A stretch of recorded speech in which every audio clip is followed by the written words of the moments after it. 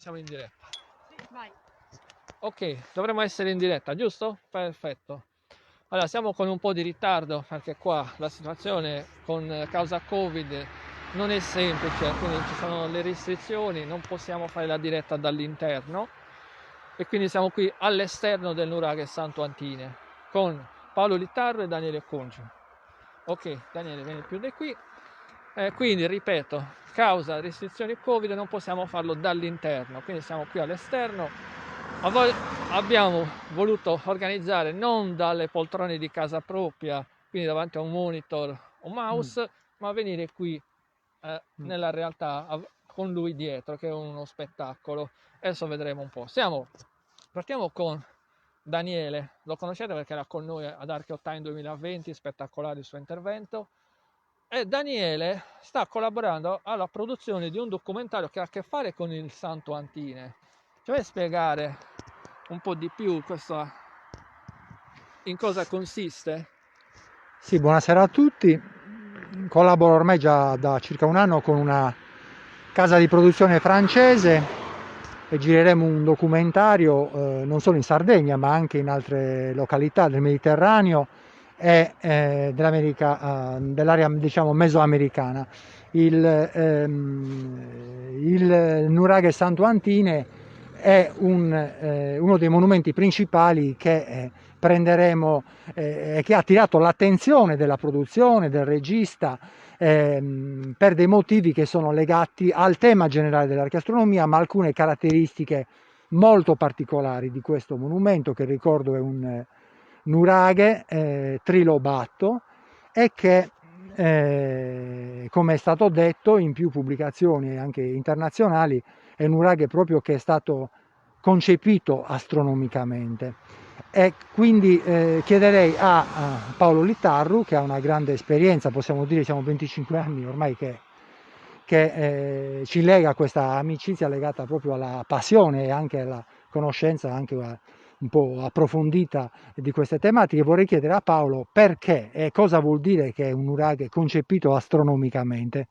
Sì, grazie Daniele, grazie Gianmario. Allora, dobbiamo fare un passo indietro di 25 anni, quando ci siamo imbattuti in questa vicenda che ha per protagonista Mauro Pepino Zedda, lo studioso autodidatta di Isili, che ebbe ormai quasi una trentina d'anni fa l'intuizione di studiare l'orientamento astronomico dei nuraghi.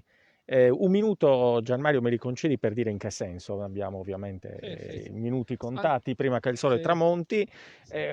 Mauro Zedda intuì che la disposizione dei nuraghi, oltre che geometrica, come già preconizzato da un altro studioso, Mauro Magia, fosse squisitamente astronomica, cioè che i nuraghi della valle di Isili fossero disposti secondo le linee d'arresto del Sole e della Luna. Un secondo motivo per cui i nuraghe possono dirsi astronomicamente orientati riguarda i loro ingressi, cioè si è visto che statisticamente gli ingressi dei nuraghi guardano tre target fondamentali, cioè l'alba del solstizio invernale, che è il giorno il periodo del quale vi stiamo parlando, l'alba del lunistizio maggiore meridionale, il natale lunare, quindi il punto più a sud del ciclo lunare, e poi il sorgere e il tramontare di una costellazione che è scomparsa dai cieli della Sardegna, che è il Centauro Croce del Sud. Ai tempi di edificazione dei nuraghi, questa costruzione, questa costellazione, questo asterismo era ben visibile e oggi è scomparso attorno all'anno 1000 dalle nostre latitudini. Terzo elemento, terzo motivo per cui i nuraghi possono e debbono dirsi orientati è la tangente alle torri periferiche dei nuraghi complessi. Sappiamo tutti che alcuni nuraghi sono monotorre, altri hanno delle torri periferiche, 2, 3, 4, anche 5 e probabilmente anche 6 qualche altro, ma tutti i nuraghi hanno almeno una tangente alle torri periferiche disposta come un punto d'arresto solare e lunare. La quasi totalità di quelli rilevati da Zedda, credo facciano eccezione solo 2 che ce l'hanno comunque equinoziale. Mi pare Lugherras di Paolilati in un altro di Scano Montiferro. Questo è un capolavoro, siamo qui, ormai è un appuntamento fisso in questi Oggi anni, per il motivo... proprio il titolo è Nuraghi al solstizio d'inverno. al solstizio E oggi d'inverno. siamo proprio qui. Ecco, Cosa succede? perché è un unicum? Perché Esatto. questo è un capolavoro più degli altri? I motivi, insomma, avremo da parlarne per tutta la sera, ma questo nuraghe e il suo fratello gemello, nuraghe Losa, hanno, in Tuizedda nel 95, sono triangoli disposti nello stesso modo sul territorio, il che già è una singolare coincidenza, cioè un triangolo può disporsi in un piano in tanti modi. Qui esattamente coincide con la sua disposizione planimetrica col nuraghe Losa. Questo triangolo, il disegno planimetrico del nuraghe, è iscritto negli assi solstiziali, ovvero il suo disegno è piegato a esigenze astronomiche, al moto del Sole. È un triangolo, la forma, l'architetto che lo ha concepito ha incardinato il moto del Sole sul monumento. In un libro del 2003, in un libretto del 2003, parlammo di icona del cosmo, in modo un po' altisonante. Qui succede, avremmo 1000 motivi per raccontare questo meraviglioso monumento, è una gobba nell'ingresso che spiega il professor Franco Laner, altro studioso che da sempre ci accompagna in questa avventura.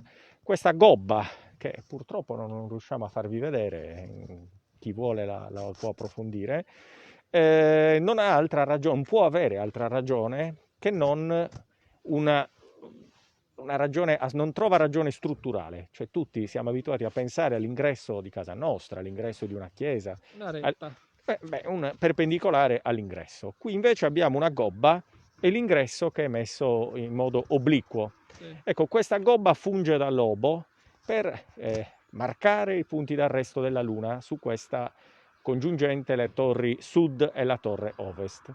Quindi avremmo da dire tante altre cose sugli ingressi, su queste tre tolos sovrapposte, e per tanti motivi questo nuraghe è stato definito dal più grande storico della scienza vivente, Michael Hoskin, come la costruzione in pietra a secco più sofisticata sulla faccia della Terra. Pensate, ce l'abbiamo qua. Se mi permetti ancora una parola, qualcuno un po' eccepì, dice ma come? Ma probabilmente gli hanno offerto da bere, questo avrebbe detto qualunque cosa. No. Michael Hoskin in una mail di un anno fa dice: rivendico proprio l'uso dell'aggettivo sofisticata, perché le piramidi egizie per esempio sono grandiose, ma primo non sono sofisticate, è un disegno piuttosto semplice, e poi è difficile, in costruzione a pietra secco presuppone conci non lavorati, quindi in questa tipologia di costruzioni il Santo Antine assurge a questo primato, se così si può dire. Domattina tenteremo di vedere l'alba stando fuori per la prima volta, giusto? Quindi ci sono due momenti, quello del tramonto e quello dell'alba. Questo è nato per l'alba del solstizio d'inverno, cioè il lato, la morfologia ovviamente fa sì che se si è precisi in un orientamento lo si è un pochino meno nell'altro, ma questo è il lato più di interesse, è quello che marca l'alba di domattina. Allora, per la quale non so, dai appuntamento ai tuoi... Vi ricordo che siamo qui al Santo Antine a Torralba, dall'esterno del sito, perché causa Covid non si può entrare nei siti, quindi siamo qui fuori. Allora, ripasso a Daniele. Hai qualche domanda per il nostro amico? Sì, vorrei... Paolo ha dettagliato alcune caratteristiche, vorrei provare a fare una sintesi e dirmi se è esattamente questo. Quando parliamo del fatto che il nuraghe è orientato astronomicamente rispetto all'alba, vuol dire, per chi non ha una dimestichezza con questi studi, con queste scienze, vuol dire che astrattamente quando allora le torri erano in piedi, sarebbe stato possibile per una persona che fosse sulla torre andare sulla torre, in questo caso sulla torre nord, guardare verso est e avrebbe visto il sole sorgere esattamente dietro la torre.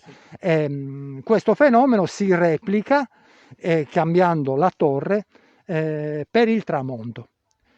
Vorrei che Paolo appunto mi desse conferma su questo, e quindi ovviamente adesso le torri, non essendoci più, essendo scapicozzate, non è possibile apprezzarlo dalla sommità, ma possiamo apprezzarlo dalla base, vedendo vedendo il sorgere del sole dalle linee tangenti che dimostrano comunque l'assoluta intenzionalità.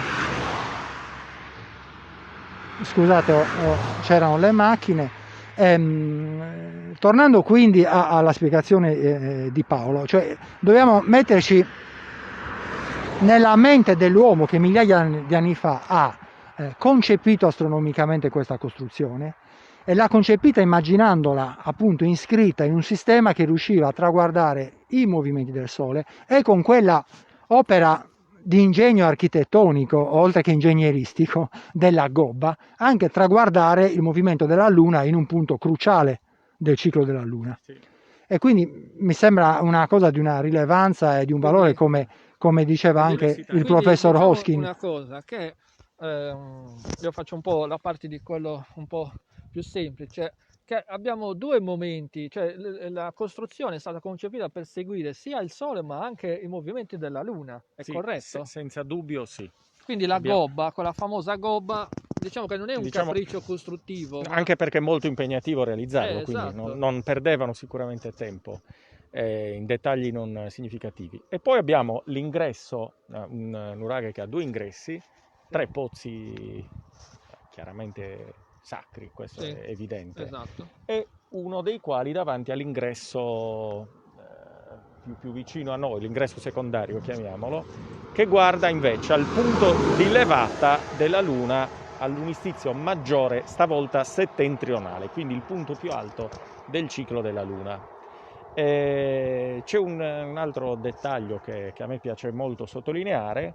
Non so se riusciamo a far vedere lì invece il nuraghe Oes, che è in territorio di Giave. Vieni qui, Daniele.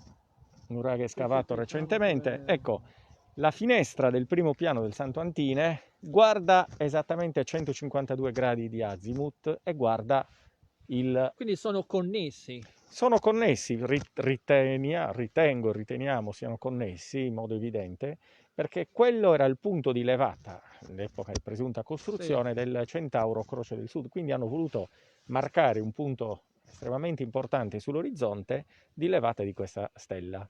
Passato il Covid, tutto quello che stiamo raccontando sul Sole e sulla Luna lo si può vedere. Se il cielo stellato, purtroppo il ciclo di precessione dura 14.000 anni, quindi esatto. Ne sono passati 1.000, diciamo che tra 27.000 anni si potrà, penso, rivedere a queste latitudini.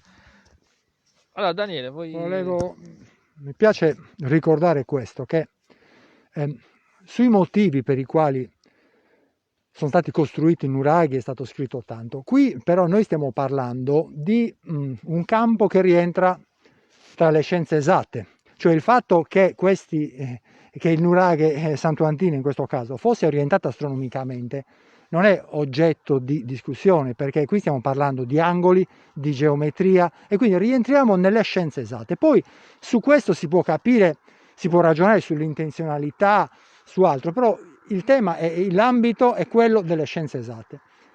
Detto questo, c'è un altro aspetto che mi affascina tantissimo. Su questo chiederò appunto a Paolo di dirci qualcosa in più e faccio riferimento in questo caso agli studi dell'archeologo il dottor Augusto Mulas, il quale ha ipotizzato, facendo anche uno studio della disposizione sul territorio del sistema dei nuraghi di questa valle, che i nuraghi di questa valle fossero disposti in modo da riprodurre la costellazione delle Pleiadi. Su questo poi giustamente sentiremo Paolo. Anticipo solo una cosa, cioè che su questa ipotesi il dottor Mulas ha fatto fare anche una analisi statistica sulla probabilità che la disposizione fosse casuale. E da questa analisi risulta che non sia casuale, ma che anche questa potrebbe essere intenzionale. Una costellazione, ricordo, importantissima per tutte le civiltà dell'antichità, dall'Egitto all'antica Grecia. Quindi mi piacerebbe che Paolo ci dicesse qualcosa su questa, che è un'ipotesi però molto affascinante, direi. Sì, un libro del 2012, se non vado errato, L'isola sacra, libro tra l'altro molto bello dell'archeologo Augusto Mulas, nel quale oltre a evidenziare la destinazione d'uso sacra ab origine. Questo è secondo me il vero aspetto importante del libro di Augusto Mulas. Nei diversi siti scavati la tendenza attuale dell'archeologia è immaginare un uso sacro dopo un primo periodo di uso militare. E Mulas invece dimostra per tabulas, meglio analizzando i reperti, che invece l'uso sarebbe, per tante ragioni che non abbiamo il tempo qui di dire, sarebbe sacro fin dal momento della costruzione. Un aspetto che mette in evidenza nel capitolo conclusivo di questo libro è la stupefacente coincidenza tra la disposizione delle Pleiadi, l'ammasso delle Pleiadi, e i 7 nuraghi di questa valle. Statisticamente, certo, che 7 nuraghi siano messi esattamente come le Pleiadi è una coincidenza stupefacente, insomma, statisticamente molto improbabile, probabilisticamente molto bassa la possibilità che sia casuale, però, come dire, non è scritto, è ancora oggetto di discussione. Io avevo letto questo libro. Non so se sia dimostrabile. Esatto, o meno. sono rimasto un po' perplesso, non so, forse No, io sono un po' il libro più... è molto bello. Sì, il libro è bellissimo, non so fino a che punto magari la teoria, non so, io non la sposo al 100%. Ok, allora, vi ricordo sempre che siamo qui dal Santo Antine all'esterno del sito per causa Covid, quindi le restrizioni. Mi auguro presto di poter tornare qui al più presto, sia per tutte le attività turistiche che liberino un po' questa situazione, si possano visitare con tranquillità, sia per una questione economica proprio, ma anche per una questione culturale, insomma, andare a vederli. Certo. Dimmi 2 parole su questo, cioè, è un momento difficile anche per le cooperative che gestiscono questi luoghi, e queste restrizioni sono un po' insomma, un tagliagambe. Ma certamente è un momento difficilissimo e chi sta al governo deve prendere decisioni che non possono accontentare tutti. Quindi qui ci inoltriamo in un campo che è molto, molto delicato. Certamente colpisce il fatto che magari non sia possibile visitare dei monumenti nuragici o dei monumenti la cui visita si dovrebbe svolgere sempre all'esterno, e quindi questo colpisce. Ecco, probabilmente sarebbe stato possibile immaginare di aprire, non so, musei o cinema dove il contingentamento delle persone è più facile. Però sinceramente in una fase per cui veramente non credo che nessuno possa invidiare la posizione di chi deve prendere delle decisioni così delicate, quindi non mi sento di esprimere una valutazione su scelte che sono di tipo politico. Quello che certamente io posso dire è che la responsabilità maggiore è individuale, e questo è la mia opinione personale, e cioè che certe regole vanno rispettate. Se tutti le rispettassimo probabilmente la situazione potrebbe migliorare. Non voglio fare paragoni con altri paesi, certamente, però c'è una coscienza civile che dovrebbe essere più forte in molti casi, però queste sono valutazioni personali. Quindi io restituirei la parola a Gianmario rimandando l'appuntamento a domani mattina. Esatto. Allora, adesso qui terminiamo la diretta, però ciò non toglie che forse magari facciamo qualche direttina qualche minuto dopo, o magari registriamo delle cose per voi e vedete nei prossimi giorni. Adesso qui è il momento spettacolare perché c'è il tramonto, purtroppo c'è la collinetta che ci impedisce di vedere esattamente il momento. Vi ringrazio che siete qua in diretta, ci avete seguito. Purtroppo non stiamo usando il computer vista la situazione, quindi non posso leggere i commenti, viene male, insomma, viene un pochino male.